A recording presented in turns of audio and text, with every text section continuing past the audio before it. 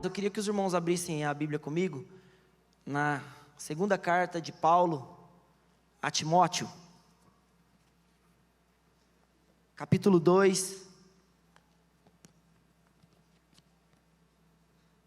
Hoje faz exatamente um mês que eu ouvi uma palavra lá em Atalaia de um pastor nesse texto. Desde lá Deus vem falando muitas coisas comigo, e eu tentei organizar aqui, né, no papel, tudo que está aqui dentro do meu coração e o que Deus tem falado comigo, amém? Antes eu queria que os irmãos orassem comigo, tá bom?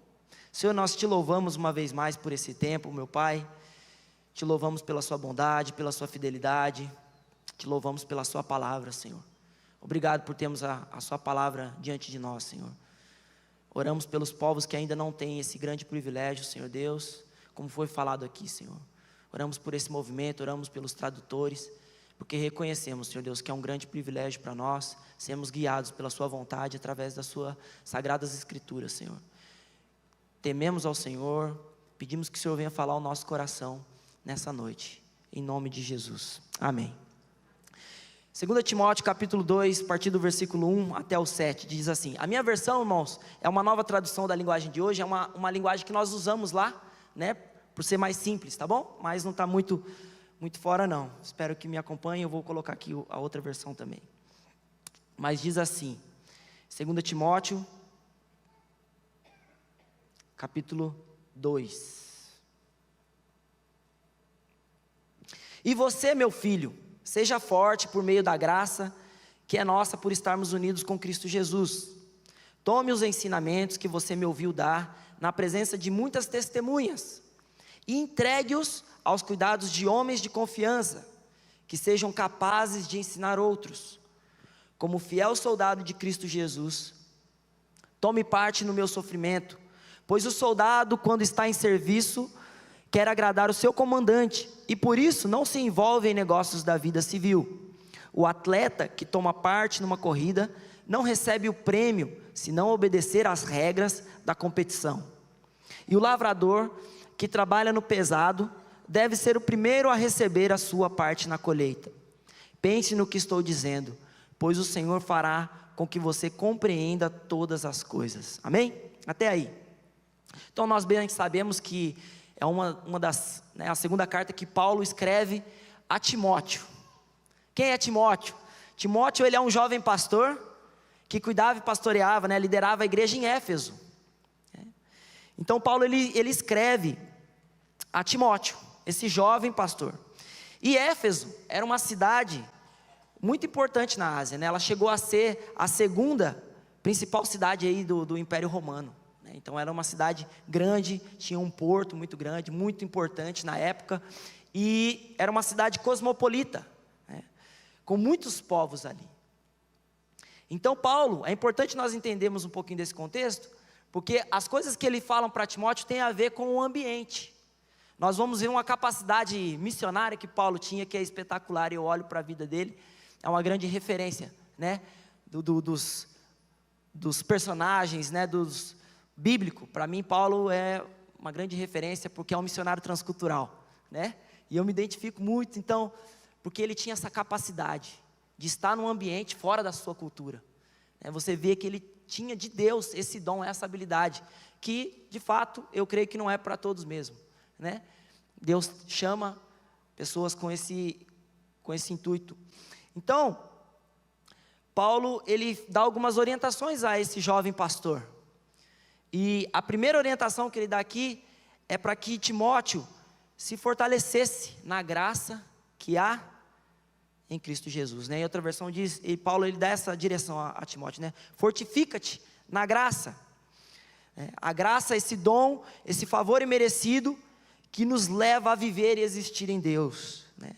É na graça de ter a presença de Deus em nós que nos fortalece diante dos desafios da vida.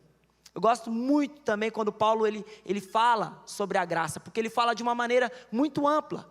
Você vai ver em outras cartas, em outros momentos, ele falando da graça, com o poder, né, o auxílio na salvação. Mas você vai ver também Paulo falando sobre a graça, nesse sentido, no sentido também de fortalecer. Em Tito nós vamos ver Paulo falando sobre uma graça que nos educa, Então ele traz a graça de uma forma completa.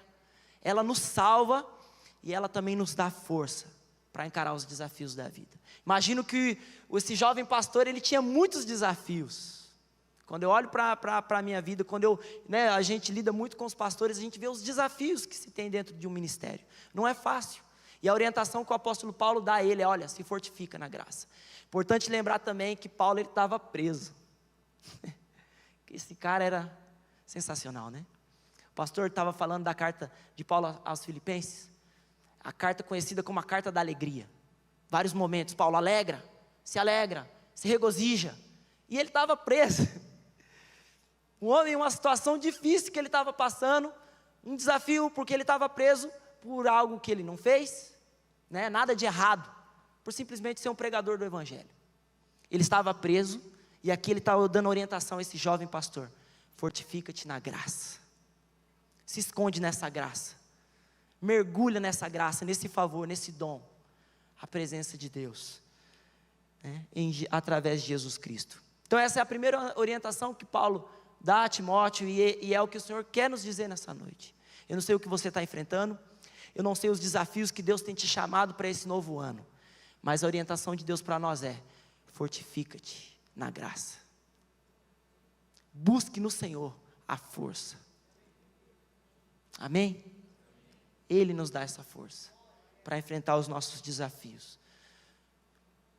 A segunda orientação que nós vamos ver Paulo falando aqui a Timóteo é para que ele compartilhasse o que recebeu. Na outra versão diz aí, né, olha: e o que de minha parte ouvistes, através de muitas testemunhas, isso mesmo transmite a homens fiéis e também idôneos, para instruir a outros. Então Paulo dá essa orientação a Timóteo também, para que aquilo que ele recebeu, e aí é algo muito importante, o que você tem recebido do Senhor. Para você receber algo de Deus, você precisa estar como terra boa. Desse púlpito eu creio que tem sido pregado a palavra de Deus. A palavra de Deus, ela é como uma semente, e nós precisamos ter o nosso coração como uma terra boa, para receber do Senhor. Foi uma palavra que Deus me deu também há algum tempo: Fabrício, no trabalho, na obra, né, na minha obra, você precisa manter o seu coração como uma terra boa. Eu tenho te levado a ser semeador, a semear a palavra, mas você nunca pode deixar de ser uma terra boa. Nós seguimos recebendo do Senhor. Eu sigo sendo um campo missionário de Deus. Você é um campo missionário do Senhor.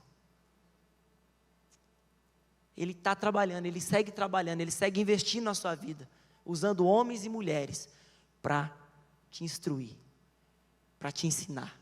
E assim está falando aqui também Paulo a Timóteo: o que você recebeu.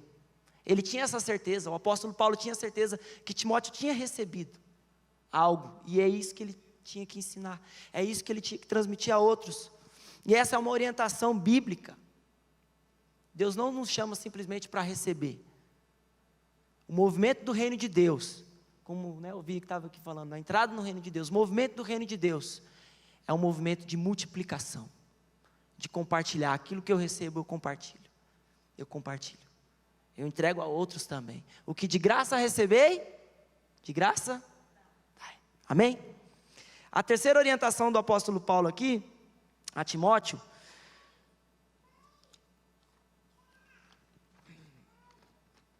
na verdade, a partir do versículo 3, Paulo ele vai citar 3 figuras, né? Ele vai usar 3 figuras aqui para ilustrar como Timóteo deveria, né, proceder. E como eu falei, né, o contexto da época. Paulo, a primeira figura que ele vai usar aqui para fazer uma ilustração e explicar a Timóteo como ele deveria se comportar, ele usa a figura de um soldado. Lembre-se, a primeira pessoa que estava lendo isso aqui, Timóteo, um jovem pastor, ele estava num contexto ali, né? Então ele via muitos soldados romanos. Fazia sentido para Timóteo que Paulo ia falar aqui. Conseguem me entender? A importância de contextualizar a mensagem, né? Nós somos lá no Amazonas, somos muito desafiados a isso. a procurar, a buscar um meio, né, diante da realidade, diante da vida, né, diante de algo que se faz, né, usar desse meio para comunicar o evangelho. Isso se chama contextualização, e é o que Paulo faz aqui, ensinando a Timóteo. Ele usa, a primeira figura que ele usa é um soldado, e o que Paulo tinha na mente era uma figura de um soldado romano, e ele fala, né, olha, como um fiel soldado de Cristo Jesus, tome parte no meu sofrimento, participa dos meus sofrimentos. A primeira aplicação que nós podemos ter aqui dessa figura, que Paulo está ensinando a Timóteo, é sobre resiliência, a capacidade de suportar, perseverança, a capacidade de resistir ao dia mau, de resistir aos sofrimentos. É a primeira coisa que Paulo está ensinando, e a primeira aplicação que nós podemos fazer, diante dessa figura do soldado, ser um bom soldado de Cristo. E ele fala, né, suportando o sofrimento. A segunda aplicação que nós podemos fazer também é sobre o foco. Um soldado, ele sabe a missão. Alguém aqui serviu o exército? Que está aqui? Sabe muito bem, né, irmão? Apresentada a missão. Lá onde nós vivemos, nós convivemos com muitos militares, né? Tem as bases militares ali no Amazonas, temos muitos amigos. E eles são focados. Né? Missão dada é missão cumprida, né? Então, a segunda aplicação que nós podemos fazer aqui, quando Paulo usa essa figura, o soldado de Cristo, é uma pessoa que tem um foco, uma pessoa que tem um objetivo, uma pessoa que tem propósito de vida, né? Propósito no servir, com o objetivo de agradar quem o chamou. Esse é o objetivo, meus irmãos, agradar quem nos chamou. Nós devemos viver para isso. Em outras palavras, é viver para glorificar aquele que nos chamou das trevas para a sua maravilhosa luz. Sobre todos os projetos que você tem na sua vida, coloque isso em primeiro lugar. Viver para agradar aquele que te chamou. Amém? A segunda figura que o apóstolo Paulo usa é o atleta. Rapaz, eu já fui um atleta. E Paulo, ele fala aqui, né, igualmente o atleta não é coroado se não lutar segundo as normas, segundo as regras ali, né? Então, uma aplicação que nós podemos fazer, voltando um pouquinho, a questão do atleta também tem muito a ver com o ambiente, né? Existiam muitos gregos, e o grego era muito forte, né? As Olimpíadas surgiu ali, então era muito forte essa questão do atleta. Veja como Paulo era intencional, e usa, né? Então, ele usa esse exemplo, o atleta, né, com essa ideia. E eu quero, a aplicação que Deus trouxe ao meu coração, meus irmãos, e é muito clara e muito óbvia, quando se fala de atleta, eu creio que vem na mente de todos nós, é a disciplina, né? É a disciplina, é a capacidade de adquirir hábitos diários, alimentação, né? Você vê, eu tenho amigos, né, jogadores de futebol, e você vê essa questão do alto nível, né, para manter um alto nível, o grau de concentração, o grau de dedicação, né, é absurda. Então o apóstolo Paulo, ele fala sobre isso, e ele fala sobre essa disciplina, e ele fala sobre andar conforme as regras, obediência. Eu quero abrir uma observação, meus irmãos, sobre isso aqui, e é algo que eu pensei muito em relação aos gregos, e era um desafio na época, né? Dentro desse contexto do esporte, existia ali o hedonismo, né? Que é o quê? É a adoração do próprio corpo, aquela vontade, né, de ter uma boa aparência, de ter um bom corpo. Isso foi herdado pelos gregos, né? E eu quero fazer uma observação aqui, que é importante, porque na primeira carta de Paulo a Timóteo, 1 Timóteo 4:8, ele dá uma orientação. Quem lembra sobre isso? Vamos ler lá rapidinho, 1 Timóteo, vamos voltar um pouquinho. 1 Timóteo capítulo 4, versículo 8. Vamos ler um pedacinho do 7, tá bom?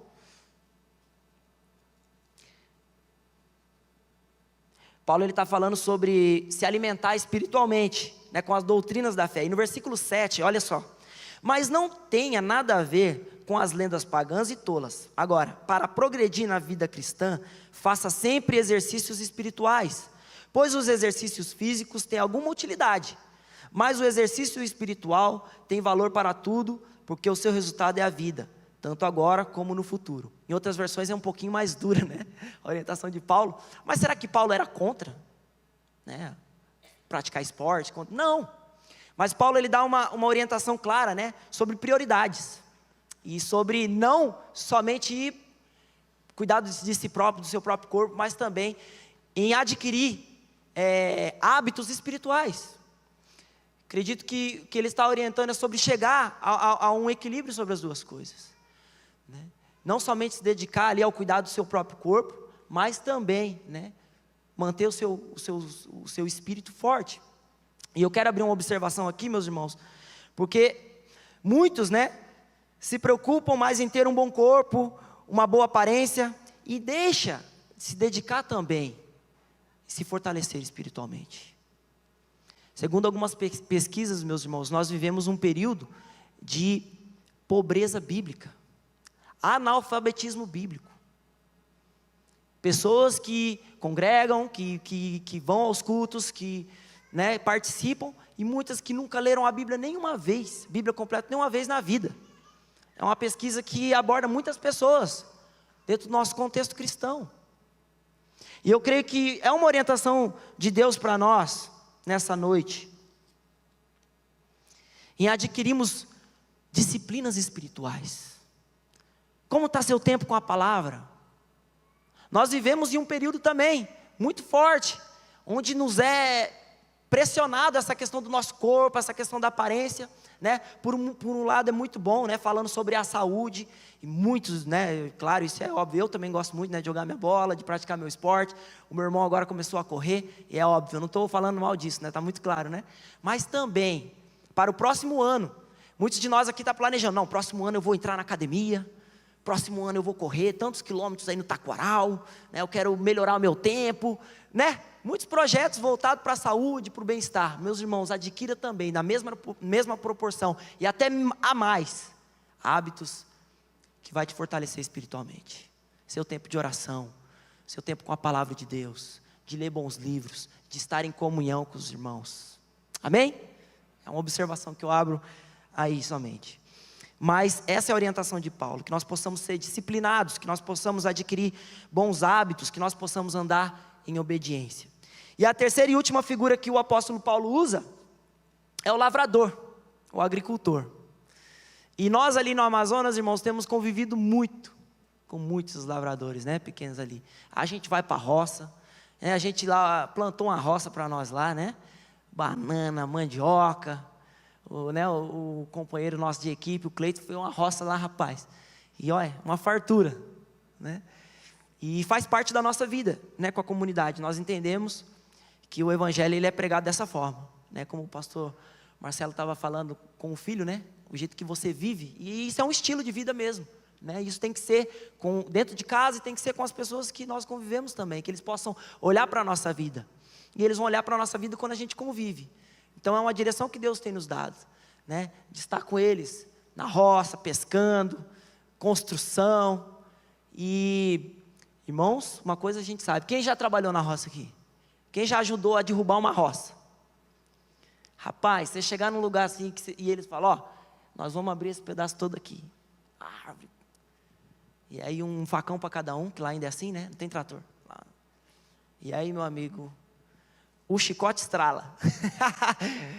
E existem as fases. Então, como você pega um lugar ali, você vai ter, primeiro, né, eles falam, limpar. Tudo que é mais fino, vai tirar tudo com o facão. Depois, a segunda fase é derrubar, né, as árvores mais grossas. Então, muitos vão com o machado, outros vão com o próprio motosserra, derruba. Depois, meus irmãos, tem que esperar. Dar um bom verão. O que é um bom verão? Muito sol, para secar, e depois coloca fogo. Estou dizendo a forma que é feito lá, tá bom? Aí coloca fogo lá, queima aquela área, aí espera alguns dias, aí vai coivarar. Sabe o que é coivarar? É tirar o resto que sobrou, tudinho. Olha o trabalho, rapaz. Aí vai plantar. Aí você planta. E aí depois que você planta, você já colhe, né? É isso? Você vai esperar. Quando a palavra de Deus aqui, o apóstolo Paulo fala sobre essa figura, o lavrador. E ele fala, né, que ele deve ser o primeiro a comer do fruto. Mas quando nós olhamos para essa figura, para o lavrador, para esse agricultor, nós pensamos em trabalho duro. Trabalho duro. É algo que nós temos que nos dedicar. Trabalhe duro. Trabalhe incansavelmente. Trabalhe, trabalhe e trabalhe. Mas desfruta também do seu trabalho. Desfrute do seu trabalho. E isso é muito bom. Como eu estava falando, né? Quando a gente olha os frutos, nós reconhecemos o Senhor em tudo. E nós reconhecemos essa direção para as nossas vidas também. Trabalhe. Pregue em tempo ou fora de tempo. Fale da palavra. Vai visitar. 2 horas da manhã, 3 horas da manhã, não tem problema. Vai, trabalha, trabalha, trabalha. E os frutos eles vão surgir naturalmente. Então quando nós olhamos para a figura do lavrador, nós pensamos em trabalho duro, mas nós também pensamos em paciência. Nós pensamos nessa capacidade de suportar o tempo de esperar. Nós vivemos em uma sociedade muito imediatista, somos empurrados, somos perseguidos pela ansiedade, a síndrome do pensamento acelerado, e a palavra de Deus nos dá essa direção. Aprenda a suportar esse tempo de espera. O lavrador ele tem essa capacidade, o agricultor ele tem. Ele vai lá, ele planta a rocinha dele, e agora ele vai esperar. Ele vai orar a Deus, pedir por boa chuva. Aprenda a suportar o tempo de esperar. É uma palavra de Deus para nós. Amém? Trabalhe duro, meu irmão. Trabalhe duro. Desfrute de tudo que o Senhor tem te dado, através do seu trabalho. A palavra de Deus diz que o trabalhador é digno do seu salário. Mas também aprenda a suportar esse tempo de espera. Amém? E ele termina dizendo aqui no versículo 7, pense no que estou dizendo, pois o Senhor fará com que você compreenda todas as coisas. Desde um mês atrás eu estou pensando em tudo isso que ele falou aqui. E cada dia mais ele está fazendo eu compreender. E que assim seja também com a sua vida. Que diante dessa palavra ministrada nessa noite, o Senhor possa estar ministrando ao seu coração também. E você possa estar matutando aí durante esses dias. Amém? Então, nós precisamos nos fortalecer na graça de Deus em Cristo Jesus. Nós precisamos multiplicar o conhecimento que temos do Evangelho. Nós precisamos ser resilientes e focados como bons soldados de Cristo. Nós precisamos ser disciplinados e adquirir bons hábitos como bons atletas. E nós precisamos ser como os trabalhadores, pacientes e que trabalhe duro. Amém? Que Deus abençoe a sua vida. Muito obrigado pela oportunidade. Mais uma vez, obrigado por tudo, por estar conosco. Que Deus possa estar abençoando, multiplicando, triplicando na sua vida toda a semente que você tem depositado nas nossas vidas. De coração, que nós desejamos isso. Que Deus possa abençoar.